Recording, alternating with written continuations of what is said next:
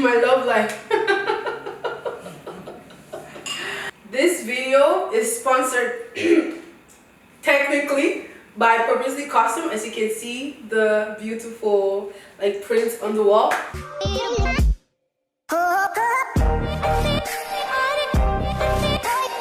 Hi guys, welcome back to my channel. My name is Wendu. Today I'm really excited because I'm filming my first Q&A ever on this channel. I asked my Instagram followers to send me some questions, so I'm going to answer those questions in here, and I'm going to answer like other random questions I guess that I have compiled for you guys. Okay, so we're going to start with the Instagram questions first of all. So the first question from I Don't Sleep Pretty, she said, what makes your skin glow? To be honest, I don't know why you guys think my skin glows like that, because my skin is going through times.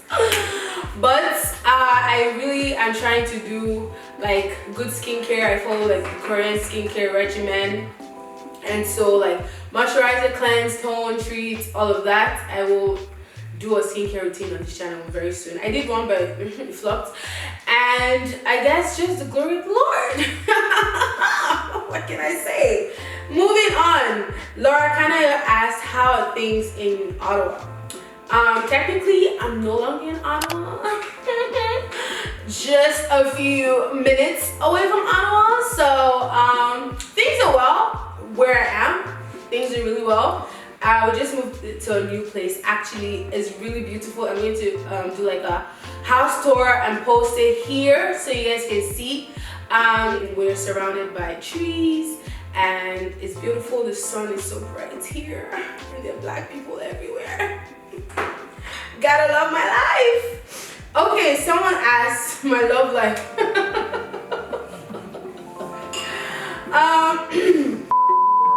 Moving on. Traveling anywhere. Okay, so 2020, right? 2020. I mean, I had plans. I was gonna go to the islands and go to where's this, Senegal for my friend's wedding, and we're going to go to like Cape Verde. I had all these amazing ideas. I was going to travel around the world. The corona. But you know what? The Lord be praised, because my account wasn't even matching with those plans, so it's fine. I don't know that I'm traveling anywhere anytime soon. Let's try for 2021. Okay, you stopped doing product reviews for us, please get back on it. Okay, I hear you. I will.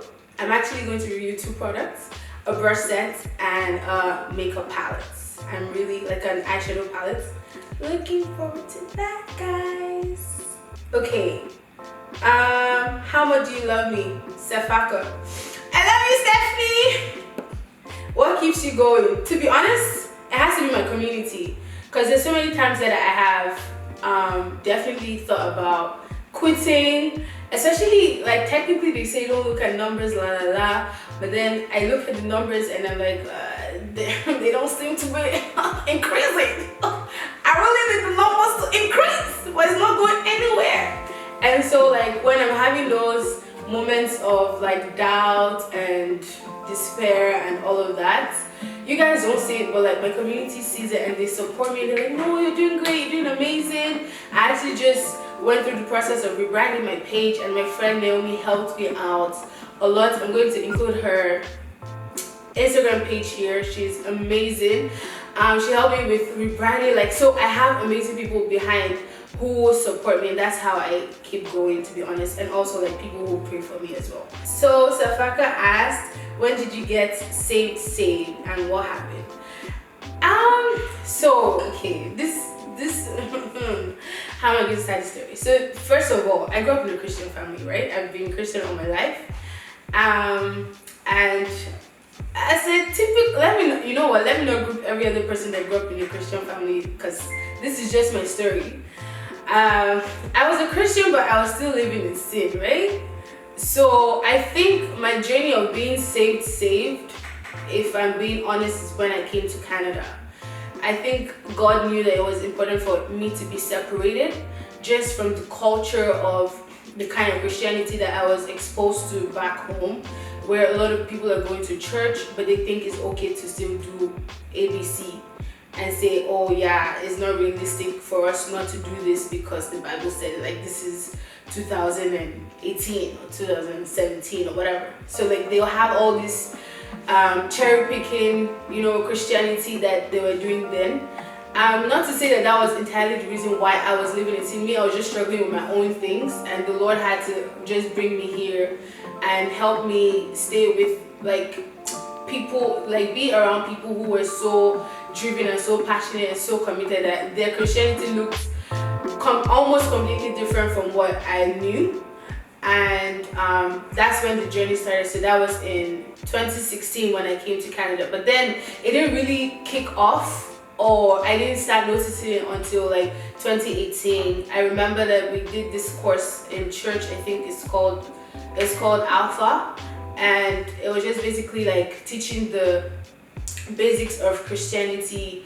And I remember that then I was really eager to know how God speaks, and I think I used to just believe at that time that God only spoke to like pastors and prophets and all of that, like like the ministers of the gospel.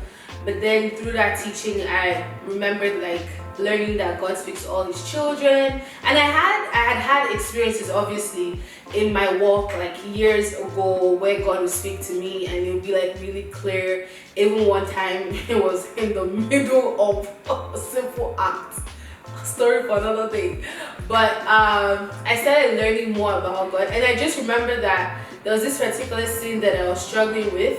And 3 months after, I just noticed that I had stopped doing it. I hadn't done it for like 3 months, and I was like, oh, that happened. So it was just like more like the community that I was with. I've been with the same church since I moved here. They've been amazing. They've been so pivotal to my growth. My spiritual mother, like, let me tell you, it's just been like a couple of things, but definitely that separation, me coming out, was very, very necessary. So it's been a nice, amazing journey. Not entirely easy, but God is helping me. Amen. Amen. Hallelujah. Okay, how do you stay thick? I don't think you understand that I'm not trying to be staying thick. Because the thickness comes with pot belly. What am I using it for? Nothing at all. Because now summer is rolling. People are wearing tents. I can't really wear it. No, to be honest, like I think fatness, if you want to call it, or thickness, is in my blood. So I don't really have to do much. If I eat water, I will be fat. So the Lord is really helping me to cope things. Yeah, I don't do push-up or sit-ups. It's a natural thing. That's all I can say. Okay, so those are all the questions that you guys asked on Instagram. Now I'm going to go through this list. There's like 7 questions here. I'm not going to answer everything because I know you don't want to be here all night. Actually, I'm filming this by 9:30 p.m. It's okay. Want to sleep, right? If you could live anywhere, where would it be? I would say an island, but technically I don't know how to swim, so that would be risky. So then, maybe somewhere hot, because this Canada winter is not fun. That's all I can say. But you know what? As the Lord leads. Hallelujah. Praise Jesus. What is your biggest fear? I guess getting to the end of my life and realizing that I didn't live out my fullest potential because of laziness or fear of the unknown, or what could be or what couldn't be, and then being poor and looking at my kids, and my kids would be asking me what happened with your youth while they're trying to manage crumbs. Yeah, I don't want that to be my story. Yeah, okay. What motivates you to work hard? I'd say money, but also the fact that the things that are in my heart to do, I believe that God has kept those things in my heart to do them. And it's not just, obviously, it's not just for me to make money, even though that's nice. It's more like the people who are tied to what I'm supposed to do in life. So yeah. I'm also like trying actively to be a better worker and have better work ethics in life generally, but I would say those two things motivate me for sure. And also my sister as well, because she's also calling me to ask me for money, so I can't really give money that I don't have. What is your proudest accomplishment?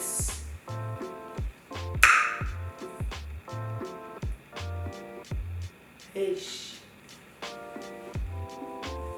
don't know.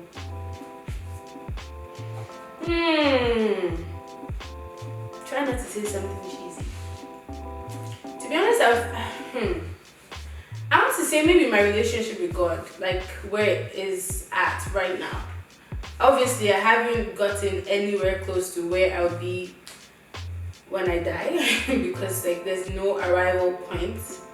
But I think that's something that I'm proud of. Not that I had much to do with it, because really it was him helping me, but at the end of the day we all have to be yielded, right? So what did you want to be when you were small? A lawyer.